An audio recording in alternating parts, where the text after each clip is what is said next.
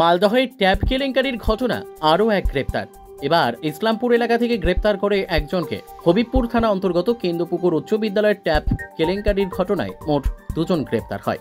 হবিবপুর থানার পুলিশ মঙ্গলবার অভিযুক্তকে বুলবুল চণ্ডী গ্রামীণ হাসপাতাল থেকে মেডিকেল করান মালদা জেলা আদালতে পেশ করবে বলে জানা গেছে। অভিযুক্তকে ধরা হলে অভিযুক্ত স্বীকার করেন তার নাম সাব্বির আলম, তার অ্যাকাউন্টে একজন মাটি কাটার টাকা ঢোকাবে বলে অ্যাকাউন্ট নাম্বার নিয়েছিলেন। তার বাড়ি ইসলামপুর এলাকায়। তিনি বলেন, আমাকে ফাঁসানো হয়েছে।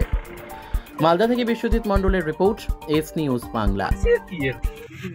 আমার কাছে ওই যে আসছিল একটা ছেলে, বলছিল মাটির যে টাকা ঢুকে বলে 10,000 টাকা ঢুকবে তোর অ্যাকাউন্টটা দিয়ে। আমি অ্যাকাউন্টটা দিয়েছি, তারপর টাকা ঢুকাইছে। টাকা ঢুকার পরে আমাকে কতদিন হয়ে গেছে টাকা ঢুকার, ওই আবার টাকা নিয়ে নিয়েছে।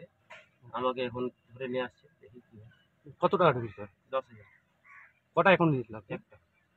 বাড়ি কোথায় আপনার? ইসলাম। আর যে দিয়েছে আমি তো নামটা বলতে পারবো না। দেখি কি হয়। আমার কাছে চাইছি। কটার সময় ধরেছে তোমাকে? কালকে না, কালকে রাতে ধরেছে। নাম কি? কাজ। তোমার নাম কি? সাব্বির আলম। কি কাজ করো এমনি? বাড়িতেই থাকি, বাড়িতে কাজ করি।